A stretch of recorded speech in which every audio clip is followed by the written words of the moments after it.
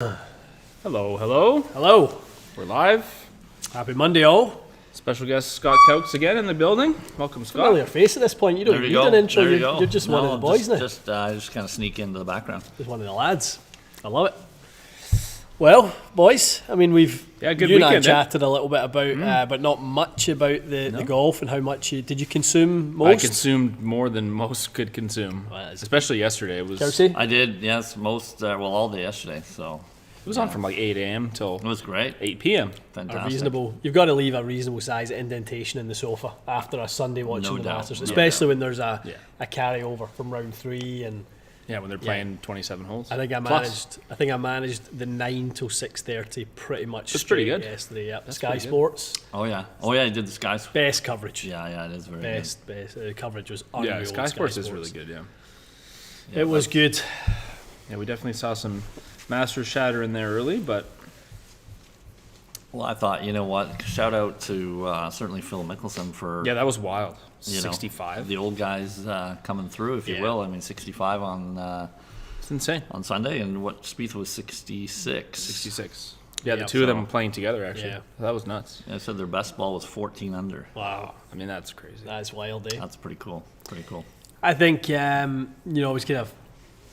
And I really wasn't instigating any PGA Tour or Live debate within it, but, I definitely was detecting that the players, and just watching their body language around one another, you could tell that, Spieth and Mickelson were feeding off each other. Oh, yeah. And Rahm and Koepka were, really relishing going head to head against, one another. Gritty competitors, both hit it long, and, both, big characters. I think they enjoyed the kind of, the competition against one another. Seemed like it. Definitely seemed like it. Seemed like there was no animosity, no agenda beyond just the competition, which was absolutely right. Kind of seems like everybody just put their feelings aside, at least for the weekend, and golf was great. Yeah, golf was which great. I hope that's the way that it goes. I mean, I didn't enjoy how much of the build-up was consumed by the Live guys and the PGA Tour guys. I mean, a few people said on my feed about, the Live guys, 3 rounds, they won't know what to do come the 4th round. I mean, these guys have been playing their whole life 4 rounds. They've played a lot less 3 rounds than they have 4 rounds. Absolutely. So. Yeah, we're talking the Masters, right? Let's put it out there. They're all playing for basically immortality. Yeah. Right. Yeah. So exactly. No, it was awesome, and John Rahm is a worthy winner. Someone who's you would have said at some point would have had his turn. I would have thought just a matter of time for all of them. Yeah. I don't know how his record is in the Open when he goes overseas, but otherwise I don't see why he wouldn't win a PGA at some point. Yeah, I don't know how he plays on links, courses, good. But if he's good on links, then I mean I hate to say it, but he might have a better chance of getting all 4 of them than Rory does. Yeah. Unfortunately, Rory just seems to show up there and absolutely just doesn't have anything going. Yeah, what are your thoughts on that? Definitely a struggle. Well, certainly I don't think he was swinging particularly well, and I think he was a little thrown off by maybe the greens too. He just didn't look comfortable, putting Thursday or Friday, to be honest with you. Doesn't it though? That he'd been there and he'd played his practice rounds, and he clearly had felt some comfort. And, that's right. And he brought Dr. Bob Rotella with him. I heard about for that, but. Yeah. This is I think your opinion of this would be more impactful certainly than mine, but what do you think him bringing Rotella that 1 week is almost a bit of out of his regular routine? Like, to me, I'm looking at going, why are you doing the work now? Like, it's a bit like the driver, and the putter. Right. Like, why are you making those changes right at the time of the event when you want to be peaking? That should have been like, if changes were needed and mindset needed to be sort of improved, that should have been done months ago. Yeah, I think we can look back and obviously question some of the decisions that were made. Yeah. Obviously if he had won, it would have looked pretty brilliant, but sure. I think as it always does. In his case, like I said, it just didn't look like he looked particularly comfortable all weekend and or all week, Thursday, Friday. But getting back to Rahm, I mean, he played obviously fantastic. Yeah. He's got a great game history, and winning on the eve of Seve's it's Seve's 40th. yeah. Plus it was his birthday. It's Plus Seve's his birthday, birthday, too. right? Yeah. So Crazy. a lot of Spanish vibes in the There air was, for yeah. sure. Yeah. So I think sometimes that stuff will carry you through. And That's true. once he kind of got past Koepka, it looked like he got stronger. To be honest with you, it just looked He played like, better, ironically. Once he got the lead, he did play better, yeah. I mean, people say Koepka never played, well in the last round, didn't shop in the last round. The damage for me was done in the third round. Yeah, He only hit 7 greens in the third round. Right. That is not nearly strong enough to take you in feeling good about your game and what you need to feel going into that last round. And he had to kind of carry that forward. So I know the score didn't reflect it in the last round, but I thought his game fell apart, if you want to call it that, in the third round. When he not finished the fourth. especially finishing the morning round. 'Cause Yeah. that's when he really started making bogeys. He started to kind of struggle to get that face control. His miss was left. He obviously Right. has that kind of trap squeeze motion, and it really relies on the face to stay a little bit open to the path and just slide everything back. And for 2 rounds, it just looked like he wasn't going to miss a shot. It looked like he was an autopilot. But after that, he looked like he just lost control of that field. He didn't drive it well. Yeah, didn't drive it well and Yeah, didn't putt well. interesting. They added a little bit of loft to his driver this week. Which, I heard about that, yeah. A lot of times, you would think maybe makes it a smidge more upright, maybe a little bit more left biased. Right. But who knows? Like I said, he played unbelievably for the first, sort of 27, 30 holes. Oh, yeah, Yeah. it looked like he was going to run away with it, I would have thought. But Yeah, I think through 36 holes, the only person who'd taken it deeper than 12 was Spieth in 2015, who got it to 14. is that right? Yeah. Oh, I didn't know through 2 that. rounds. Wow. So that was like he was in, I watched the 2019 highlights again last night, and he was co-leader after 2 rounds at 7 under. Oh, wow. And he got it to 12 this time, with some, I know you get the best end of the draw, but Yep. with some kind of dodgy weather and stuff like that. Yeah, So- true enough. But it was interesting. Lots of people saying about the slow play element there. That didn't seem to help him. Cantley was kind of stuck in front of. Definitely wouldn't help. I don't think that was so people are like, oh, is that why he played poorly? I think he was playing poorly, and then it made him probably Just more a little angry. frustrated. Yeah, Frustrated. for sure. Well, Ram had the same thing to deal with, didn't he? When he was playing with Ram both It's a good point. rounds. They both would have had to sort of. I mean, every time the Masters coverage is so good because there's so few commercials, and you actually got to see how much waiting around they do. It's nuts. I mean, I couldn't tolerate it either. When it's time to hit the ball, you just kind of want to step up and hit it. You don't want to stand there for 15 minutes and ruminate about what might go wrong. But On the flip side, if you're gonna enjoy one moment in your life, you'd think that maybe you'd want to stretch that out as long as you could. You're right. Everything's about perspective, I suppose, isn't it? And that could be one way you could look at it, and the other way you could look at it is if I just want to go. But I always think that's a big part of someone's mindset is the ability to either have time or not have time. And it's amazing when you're not playing well how you always feel rushed. True. How you always feel like time is moving at a speed you're not comfortable with, Yes. whether that's fast or slow. True. And then when you're in the flow state, it seems to be moving at just the right the right cadence for That's a good you point. in terms of your energy. So very interesting. One thing I thought was really interesting, I thought the real winner from the tournament was the 13th hole. I think it played. Yeah, that was a good I think it change played in the end. brilliantly. I did as well. Did He did a A good lot job of with balls that. in the water, Yeah. a lot of layups, a Yeah. lot of trepidation. I mean, Totally I think agree. the hole had a little bit of teeth to it, and Couldn't agree more. I think the players that played it well. I mean, that was very decisive. Yeah. How do you play 13 and 15? Yeah, the for ones sure. that were able to actually play. I mean, Rahm's tee shot on the last day, that's what you had to hit in order to have the shortish iron to the Yeah. mid iron. But unless you played that basically perfect drive, which a lot of them aren't comfortable shaping it right to left anymore, that's the only way you got the short club in. Everybody else was like 220, 230. They're off a hanging lie, Yeah. and they had to make a decision. So, yeah, I think they did a good job. It was good, wasn't it? Yeah, nothing negative to say. I think it was ideal. Yeah. And one thing you've got to say about Augusta, they very rarely get that stuff wrong. Sure. They I don't don't remember the normally last time make they made a those change. decisions, No. Yeah. and you normally go, oh, that was, Yeah, what were you they've thinking? had a shocker there. That doesn't normally happen. I So agree. they will have planned that and plotted that out around trying to bring that back, the jeopardy that should come with the second shot into 13. And watching the Sky coverage in the UK, I mean, they'd Faldo in the booth, and they were talking to him a lot about 96 because he had the 2-iron in against Norman. All right. Where he had a 5-wood and a 2-iron in that week, and he kept wanting to put the 5-wood behind it, and it he said on that hang and lie, it didn't sit right. It kind of kept sitting a bit shut for him. So put the 5 away and then rips 2-iron at the middle of the green and then puts the nail in Norman's coffin. That's right, yeah. But he had to stand up and hit an all-time, great shot for him. And that's kind of, I think, what it also done for these players this week. It's great. Yeah, no, they did a great job. Definitely. All right, let's dive on in there, see what's going on.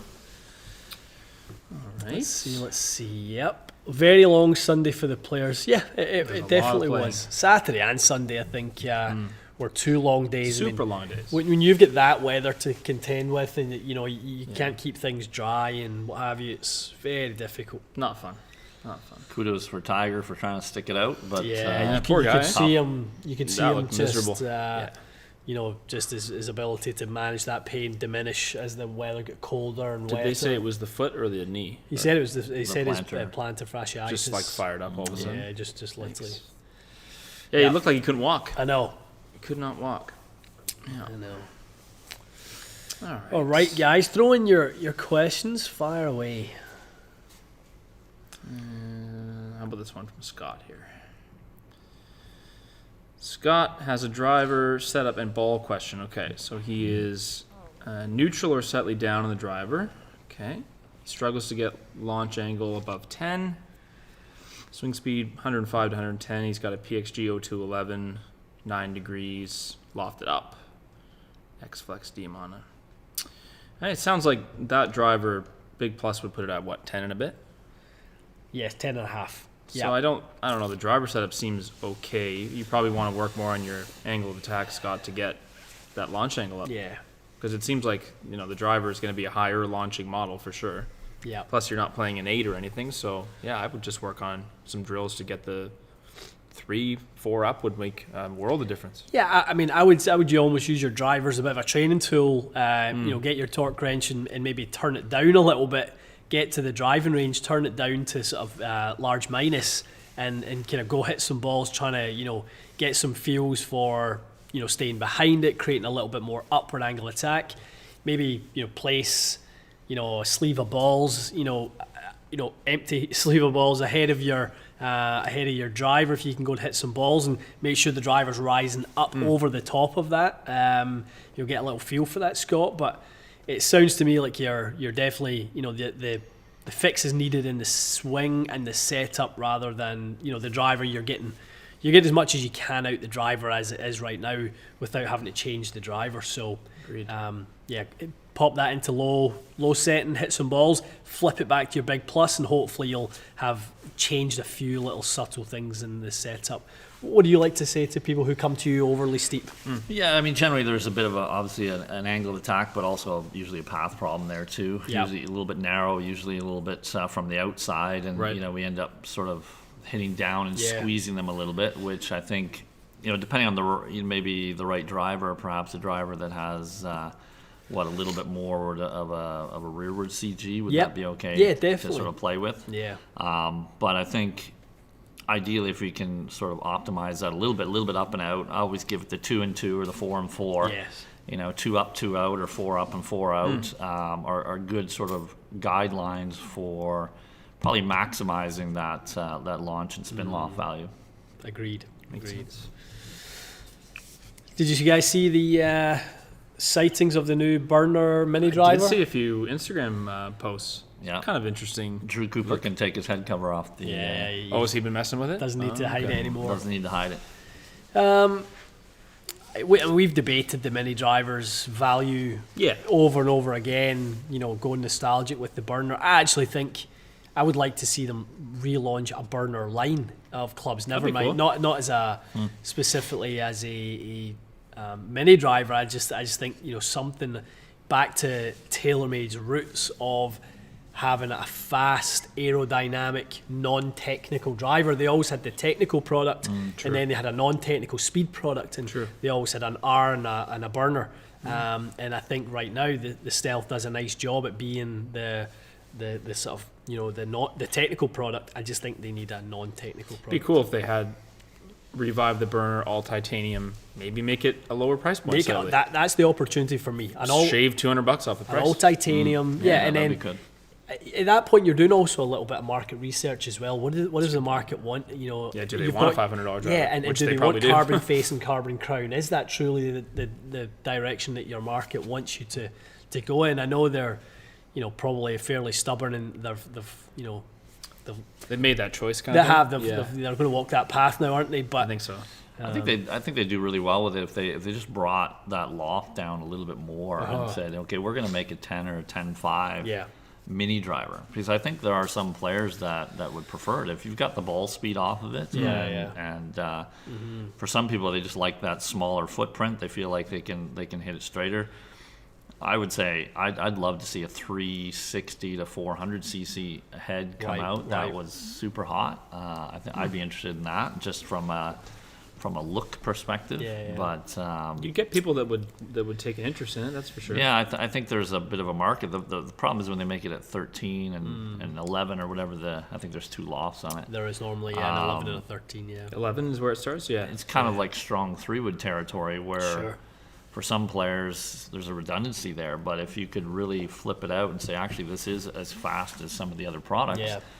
even though it's slightly smaller, I think they do okay with it. But maybe, like you said, it's sort of a la carte item more than something that they're looking to replace. I think so.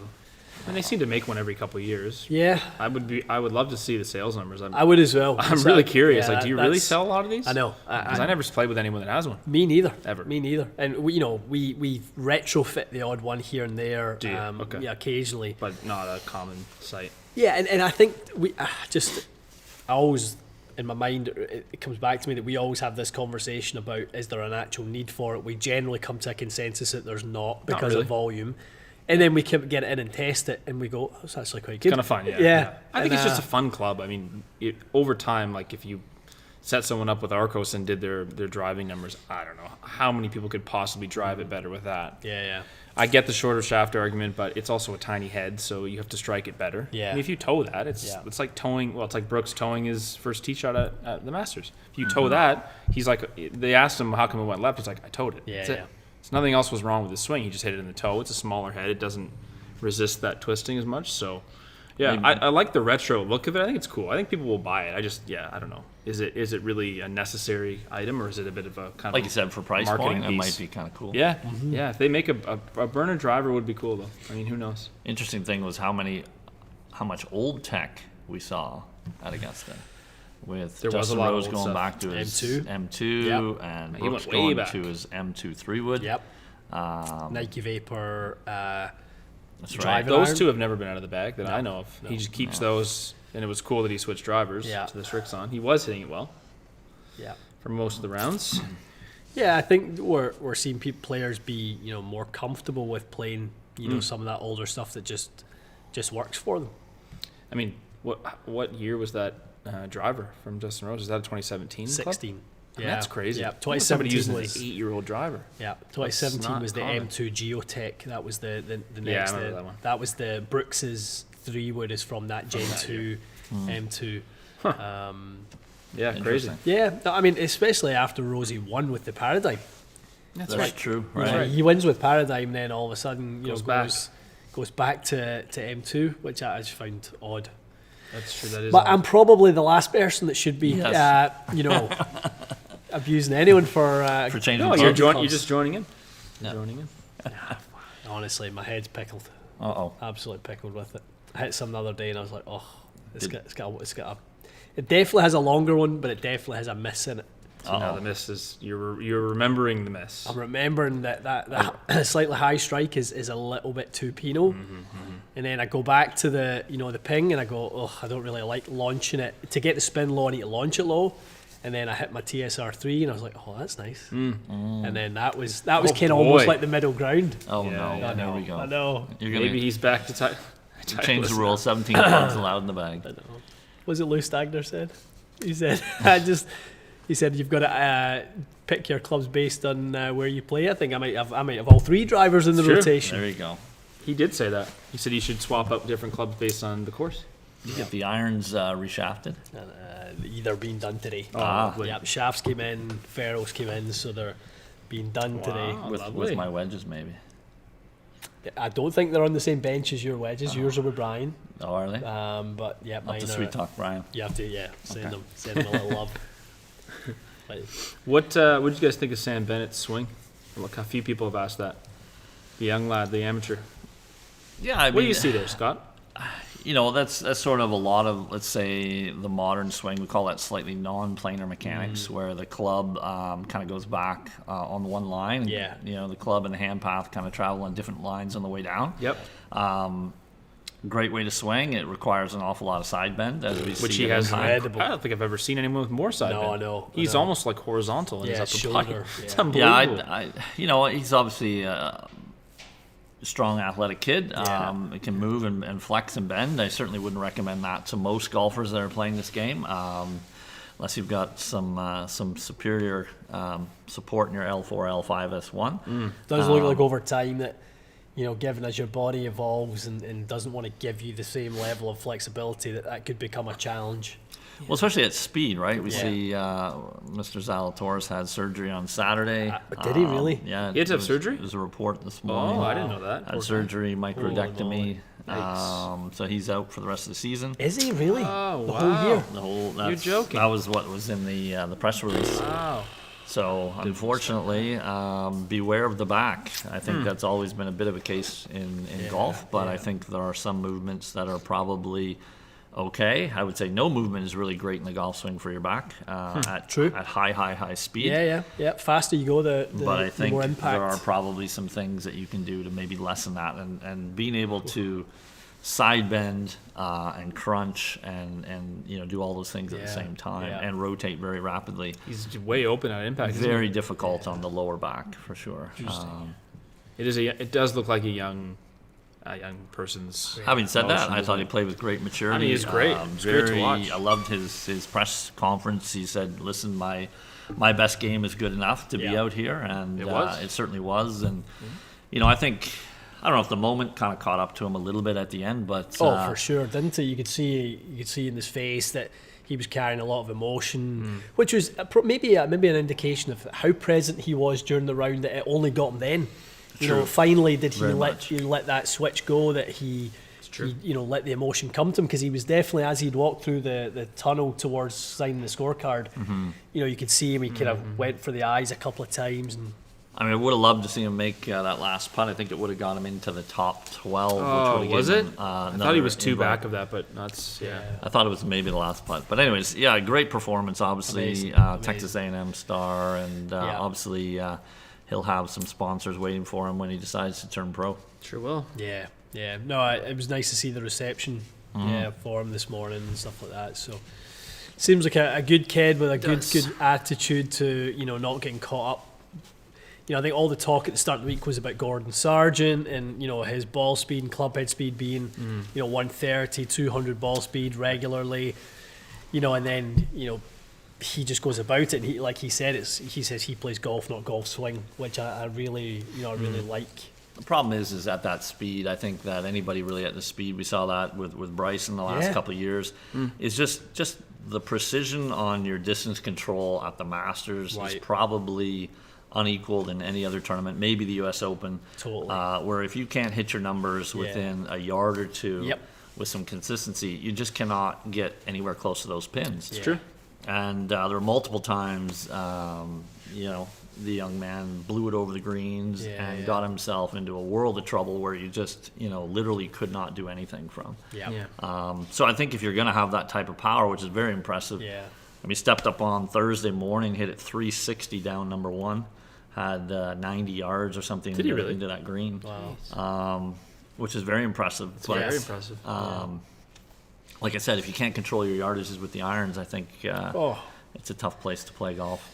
Yes, I think that's the biggest thing. If you don't know your yardages very intimately and hit those numbers, pretty much every time for the most part, or at least 85-90% of the time, and have a razor, sharp short game like Brooks obviously showed when he was hanging in there.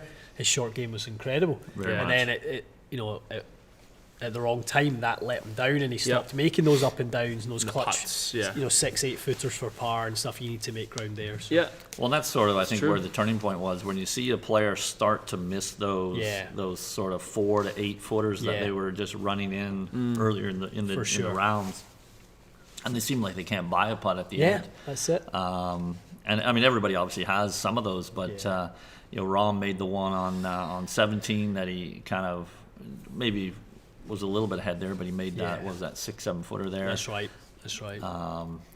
So yeah. No, I mean, there's you got to be able always, to putt. you've got to be able to do. You've got to be able to clean it up when it gets messy. Mm-hmm. You know, I remember watching the Riviera last round as well, and Rahm was playing with Homa and Keith Mitchell. And I remember noticing that in that last round, Keith Mitchell ball struck it better than Rahm for sure in that last round. Yeah. But Rahm just, every time he made a mistake, he just cleaned it up. Every time he cleaned it up, and he just kind of just kept going. He's just, he is a juggernaut when he just, hits good shot after good shot, and then he hits a bad one, and then he cleans it up. Yep. And then he goes again. And it's like, that just seems to me the difference between elite players and the rest. They all hit great shots, but the ability to recover and then go again to keep momentum in a round going. He's very intense, and I think he doesn't have those fall asleep bogeys when he's in the zone that some players probably do have. Yeah. And even Brooks kind of said that, like maybe he kind of lost focus for a bit, and that's why he made a few loose shots, loose bogeys, and that's all it takes. Yeah. And Phil was talking about that. He was like, that's his press conference last night. He said the reason he shot 65 is that he's like, I haven't been able to focus properly for a few months. Yeah. Okay, that's pretty interesting. So he's obviously mentally is the only hurdle for him. If he can get into the right zone, he could. Yeah. We might see him at the PGA again in the top contention. Agreed. There was one here to take about.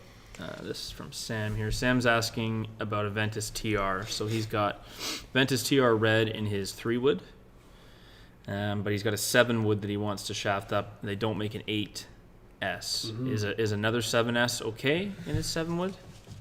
Yeah. I mean, for sure. Shouldn't be any reason why not, right? Yeah. For sure. You wouldn't really need to go up in weight, Sam, necessarily. Plus, you've got a shorter shaft anyway. It's going to weigh less. So yeah, you might also want to look, Sam, at maybe a slightly different profile, because 7-wood will naturally give you, the elevations, narrower or slimmer profile in terms of the depth of the head. So it will launch nice and high for you anyway. So maybe you don't need quite as much of the tip soft profile. Something maybe like a Graphite Design DI 8 stiff. I'll make sure they've got that for you, but I'm pretty sure they do. if you're looking for that 80-gram weight, right? Exactly. Which I see that point of going in that direction for sure. That makes sense, going heavier in order to get the 7-wood in the bag. Yeah.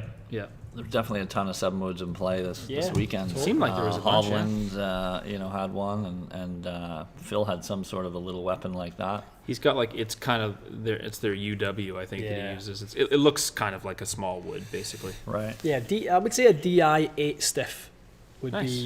be nice in that one. 84 grams, great feel in the DI. Stable tip section, definitely not stiff by any means, so it works really well as a fairway wood shaft. Complementary to that 3-wood. Yeah. Nice. Very nice. What else we got going on?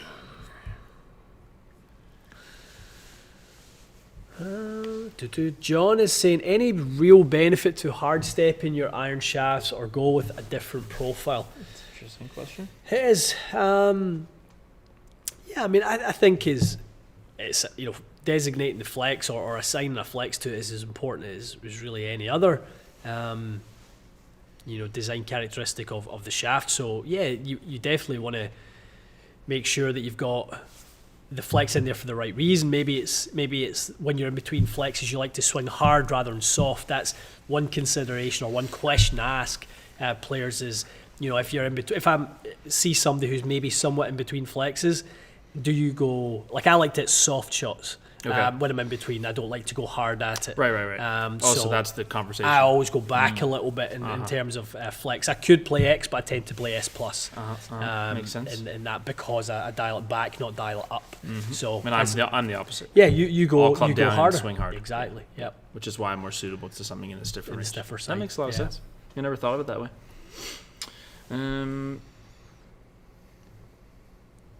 Brandon's got a good question. Brandon says, would you suggest going upright 2 degrees if you're getting constant toe strikes on your irons? Generally speaking, moving lie angle does not Move strike. move strike to a point. It isn't lie angle adjustment is not what moves strike, Right. in and out Laterally, ahead. right? Yes, Yeah. definitely. So no, I mean, I would say, make sure you're getting the right length for you. Make sure you've got the right head shaft combination. There tends to be other underlying issues if you're struggling with the toe strike. You might need a lesson. You might need to have somebody take a look at your swinging and see why. See if there's too much handle lifting. That's a large part of the reason why we pull the sweet spot in is because there's too much extension. Right. So going flatter is certainly not going to improve that if it Certainly is handle raising. So there can be lots of reasons. You could for also be drawing it and towing, or you could be drawing it and pulling it and towing it, and then going upright to make it worse. Absolutely, that's Be a nightmare. very true. Yeah, what do you see from toe strikers? Yeah, typically, slightly steep, slightly over the top. Yeah. Handle pulling in a little bit too Yeah. far down and left through Absolutely. impact. As they stand up, so a little bit of early extension followed by a little bit of an over the top movement. That's it. Generally sense, gives you a lot of toe strikes. Yeah. Obviously, without all of the knowledge, we have to make a guess there, but Yeah. do see that a lot on toe strikes. Yep, that would be what I would see the most for sure. And that's where the lie board can get you in a little bit of trouble. Is you're gonna get the over the top, slightly steep toe strike, and like Matt said, you go upright to make sure the tape Is flush. is flush, and then all of a sudden you start getting pull hooks Nasty going, ones. and it's not ideal. You can definitely go down the wrong road, can't you? You can. Oscar wants to know what you think the 3-wood to beat is this season. I don't think we've been asked that question. So, 3-wood to beat. what is the 3-wood to beat in 2023? It doesn't necessarily have to mean the longest 3-wood. No, but what no, do you just think definitely. what do you think is the best? I think off the ground, the Ping G430 stuff is pretty amazing off the ground. Yeah, I can see that. yeah, it definitely is. It definitely is. I'm really keen to see this LST. I'm dying to see this How LST. much version. longer is that going to be? I think it's going to be another few months anyway. Why do they do that? I know. I just A part got messed up. Do you must be. remember when the G400 came out and they released the normal G400? They released the Max, and then they didn't release the LST for like another 6 months. Oh, they were separate. Yeah. I do remember the Max being separated. Because for I sure. remember being at the PGA show, you and I were there, and they actually had one under the Oh, head that's cover. right, and he showed it Paul to was us. like, "Okay, I shouldn't have." Can't show you. Yeah, I Oh, can't. that's totally true. Yeah, And yeah. so sometimes they have this slight, longer lag. time, for Right. the LST. Which, in fairness, how many LSTs versus Maxes would they sell? The Max is the vast majority of players, sure, and same with the driver. Yeah. They would sell more of the standard anyway. So I mean, I think Titleist does an amazing job. I mean, I think their whole fairwood line. I love their fairwoods this year. time, especially Yeah. both TSR 3 and 2. excellent. Yeah. Very, very good performance. Good, you can kind of get the right head model depending on what you want. If it's more of a T-ball club, Yeah. or if it's more of a fairway club. And I went to 4-wood this year because Yeah, it was so that's right. hot. Oh, did you? Yeah. Nice. 16.5. I love that. I love that head. and 21 in the 7-wood. And 21 in the 7. And just, about 230 and 255 on Yeah. the distances on those two. Beautiful. And but good windows. So sometimes you can go a little bit more loft and Yeah. maybe find some better performance. Totally. It just depends on what you need. Definitely. I would give a little shout out to Mizuno's 3-wood this year. I think it's and excellent. that's kind of the way I feel about it this year. Like Mizuno's a great 3-wood. Really Titleist have it. I mean, part of my head goes TSR 2 and 3 are still so hard to beat. Yep. But I also think Paradigm is incredible this year. Yeah, I do like that. So that triple diamond, if you kind of flatten the flight, is great. Standard, like Johnny Wonder said, is kind of high without the spin. Yes. That very difficult job of decoupling, launching spin. So, yeah, there's so many. Spoiled for choice. eh? Yeah, and I'm playing Stealth 2 in the Yep. in the 5-wood. I'm playing Old Sim 2 in the 3-wood. There might be a 7-wood on order. I saw your Instagram. Yeah, I figured That's that's for this happening. week, though. Yeah, that's for this That's week. this That's week. right. That's Masters. We'll see. It's a Masters themed purchase. Yes. Or I'm order. curious to see. I've fallen in love so much with that little 5-wood Mm-hmm. that I thought to myself, why not just get that comfortable with It is a the nice next club. weapon. Yeah, it's a nice weapon. Yeah. And that 5-wood for as good as obviously it's amazing. It feels like almost it's got a little too much in it. Oh, it's hot. Your It 5-wood. might be a fraction Oh, too interesting. hot. It just I remember you saying that to me. Yeah. If you get it turning over a little bit, you're like it can almost be like a little 3-wood. like I'd almost rather it sat at like 225. Yeah. And I dialed it up to 235, and I think that's where 7-wood will So the sit. 7-wood will just perform that for you. Yeah, because I won't do that with 4 iron, that's for sure. So if 7-wood sits in there, I can actually see 5 and 7 kind of coming in and out with Right. one another. Yeah. Yeah, I a can see fair that too. amount. So Well, somebody wants to know my shafts and my woods tile. Okay. What you got? UB6X in the driver. yes, yep, So that's graphite design. Graphite design, UB6X, and then the 4-wood and 7-wood have the UB7X. I've always been a great lover of the DI kind of line stuff. And these feel great. They feel a little more robust, a little bit stiffer for sure. Spin rate, especially on my TSR3, Yeah. is almost too low at a 10-degree loft, believe it or not. So it's almost bordering 1,800, 2,000 Right, on. How's the launch on spin. Good, 12, 13. 12, 13.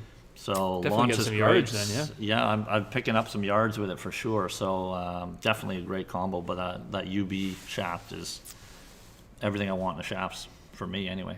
Nice. Beautiful. Tom put a 7-wood in the bag last year. Now it's his favourite club. Not surprised, Tom. Very nice. Ian, how about fitting for Scott? For us all to see his swing and other info. Listen, Cowks is an easy man. He's give him something that looks a little sexy down at a dress. Give him some shafts that he can feel, and he's It's good to go. He's good. Does a little tinkering not, off the uh, lies yeah. as you go. A little bit. You're Little not bit. an overly complicated man when it comes to the.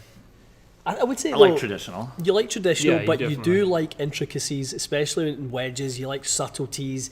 You like wedges to sit a certain way and profile. I would say you like very different things. I don't know if a generic fitting would really, be all that beneficial for you. I think at this point, to be honest with you, I mean, I think that good players will often adapt to the equipment as well a little bit. Yeah. But traditionally, I like you said, I like a certain look on the top line. I like Yeah, a you certain do. look on the lead edge. Yep.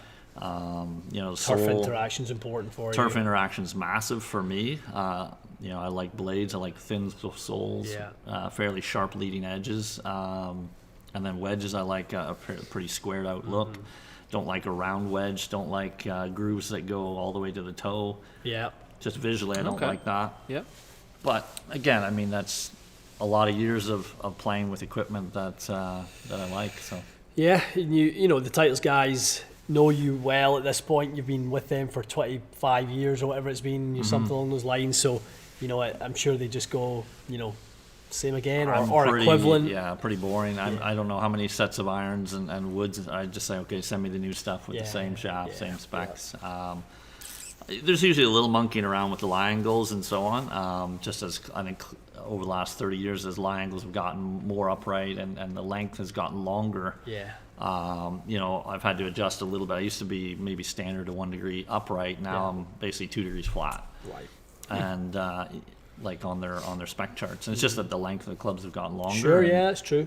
My actual numbers are exactly the same. Right, In terms of for those of you out there, I think it's important that you understand what the actual numbers are on your irons, as opposed to being 1 up or 2 up, or Yeah. because all the manufacturers are different. I had that discussion this morning. I like my pitching wedge around 62.5 Yep. degrees, Yep. which depending on If you're the Mizuno, manufacturer that's a little could be- closer to their standard. If Okay. your titles Yeah, are Callaway, that tends to be, quite a bit flatter. They tend to come in a bit more up. more at 64ish. Yep. Yeah. So Interesting. Well, Golf 007 just wants to see you swing. So if you go to Scott's Instagram, Scott only the good Cowks- ones get put up. Yeah, Don't exactly. That's all people want to see. We're not There's, here. there's some good ones in there, or pretty decent ones for a broken down range pro. But certainly there's a few bad ones out there on the internet somewhere too, I'm sure. You're not alone. No, you're definitely not alone. Any recent experience with the Brava shaft? We yes. did. We did have recent experience. Brian, our club builder Brian in the Mississauga store was fit into that. And what was the video called? Oh, he gained 40 yards, so I think that was the first 40 yards 40 plus. something. Yeah. Something like that, if you search that, David, or just look at it was only 2-3 weeks ago, so he was a great example. It did well for him. It was a bit longer than standard, always, a little bit more flexible than some shafts in a certain, kick points, and he did great with it. They have a new fairway wood shaft out now, and they're sending it out to us for testing. So interesting. Is it meant to be long as well, or is it? No. I'd imagine standard? that's a little bit more towards the kind of standard lengths. Makes sense. Kyle H, best way to enjoy a round of golf when you're paired with quite a tool. How do you deal with that? That's a great question. Well, I usually try and pick the players I play with and accordingly, but sometimes you get paired with somebody you don't necessarily like. So I think the key is just make sure that you walk on the other side of the fairway most of the time. To interact as little as possible, and wouldn't hurt to have a couple cocktails and dull the idiocy a little bit. Yeah. But yeah, it happens. It happens. Usually, for me, I either keep to myself or I talk more with the people that I'm playing with that I enjoy the company of. What can you do?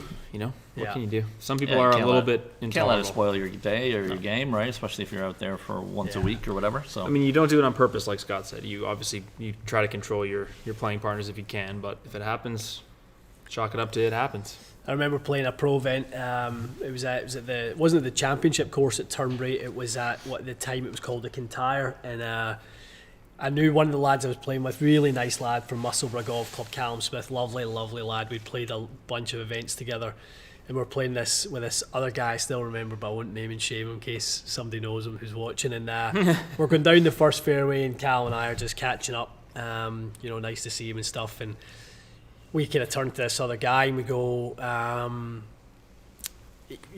whatever your name is, where are you from? And he tells us he's from Hamilton, in a bit of a rough area. So, and Cam says, my sister lives in Hamilton. What area? Like, where'd you go out and stuff like that? Where'd you kind of go out for drinks? And he was a big dude, and he turned around and went, listen, I'm 6'5", 18 stone. I can drink whatever the fuck I want. And that was literally his opening line. Neither of us had ever met him before. And we're just trying to kind of get some friendly banter, and that's literally the first thing he said was, I'm 6'5", 18 stone. I can drink wherever the fuck I want. Why would anyone say and that? Calum and I looked at each other and were like, okay, sure. that'll be it for the day.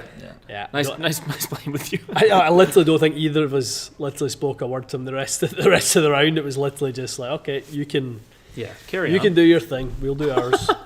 Absolute tool. Speaking of tools, he was a tool. Quite a tool, as does Kyle said. Quite a tool. You have to define what 18 stone is, though. 18 stone what would that be in pounds? 250-ish. So He was a big unit. He was a big unit, but he looked to me like one of those guys who, like he's a big lad in the bar, but he'll get a bunch of second prizes in the bar.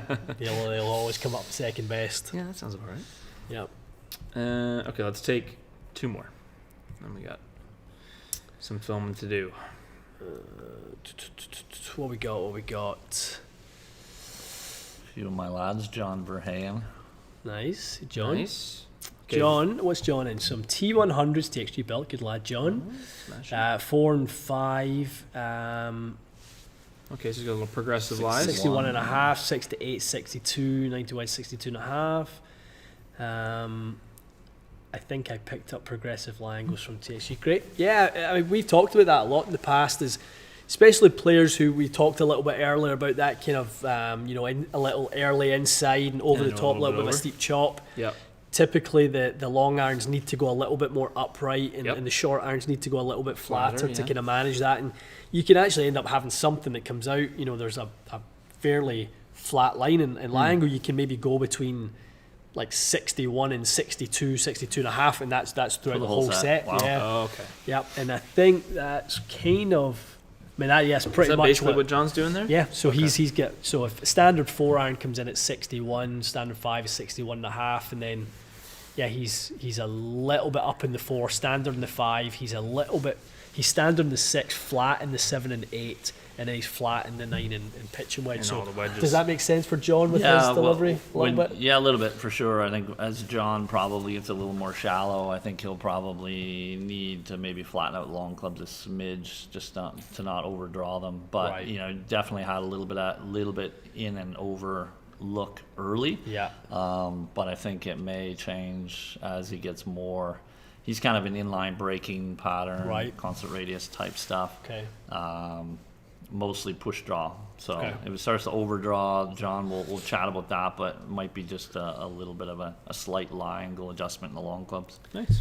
Sam says, you guys are some real golf sickos. That's pretty accurate. I Sam. would say that would sum us up pretty Sam, well. That's completely fair. Yeah, We surround ourselves with our own, don't we? yeah, no doubt. We do. Gravitate towards those Yes. that are like you. All right, last question we'll take. Are P770 and T100 in the same category? No. No. Which is easier to hit?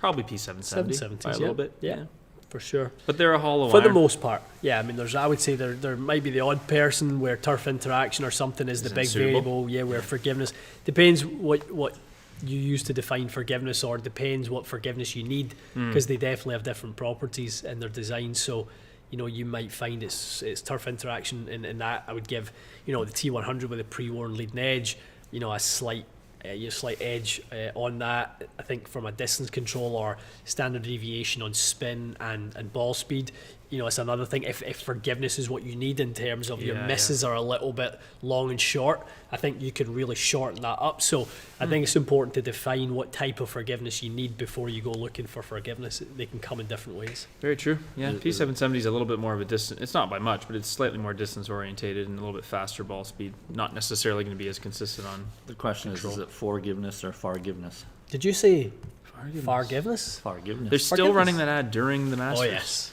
Have they not received 100,000 horrible times. feedback to be like, maybe we'll pull this ad for a little while? Yeah. No, it's I kind of like it. I mean, the first time I watched it, I was like, okay, I kind of rolled my eyes, but 30 more times in, I'm kind of like, oh, for the love of God, kill us.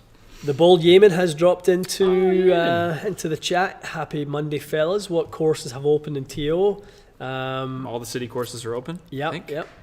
Worth a smash this weekend? No, not for me. Not It's this a little weekend. soon. I'd love to go and hit some balls if it's going to be as warm as they're talking about. Wednesday's going to be 24. I've got Oh, a at game least lined up. do you? 24. Yeah, 24. I'm going to be playing down London Way with my brother, so that'll be fun. But it's supposed to be beautiful this week. Yeah, Over, Oh, yeah, over- Wednesday 25, Thursday 26, yeah. Friday Really 24. warm. Then it goes back to being. Oh, no, it Next does. week. Might be a mysterious, That's a bit of an anomaly there. mysterious False dawn. sick bug kind of go through the offices in Toronto Yeah, this week. I was feeling a little rough over the weekend. I think it might be coming back. Need 3 days off, 36 holes a day. Yep. All right. Good live, All everyone. right, guys. Yeah, very Masters dominated live, which is As it you know, should be. rightly so. Rightly so. Nothing like the Masters, I tell you. Just nothing like it. I don't like it. You know, it might not always be your favourite player that's up there, but you know, it's still an event that you just. They do such a good job presenting it, too. They really do. So many Coverage is so good good. storylines. Oh, Yeah. right. I love it. But it's fantastic. Until next year, Masters. yes. And for those of you who follow Mr. Rick Shields, he sent out a cryptic message on his social media last night that he was playing golf somewhere today, and he did happen to be in the Augusta, Georgia region over this week. He was spectating at the event. One may presume that he has a tee time there today. Seems likely. Awfully jealous. I Lucky messaged guy. him last night just to say, "Are you playing Augusta tomorrow?" I got a winky face back. That's all you need. That's all you need to confirm that the big man's playing Augusta. Good for him. That's Good for awesome. him. But I don't know if they would let him. I doubt they would let him with the cameras on No, there. I doubt. That's not No. Augusta's style. No. Seems unlikely, but I guess we'll find out. We will find out. Yeah. If it's filmable, he will film it. Absolutely. Yeah. I think it might be one of those where he maybe gets to relate the podcast or something. Yeah, like probably. that, or Probably. They probably aren't. Yeah, you're right. Yeah, probably going out with members, and you're not filming members and stuff like that. So, Pretty yeah, but cool. good for him. All right, guys. Very cool. All right, guys. So 2 bracket episodes to come to you this week.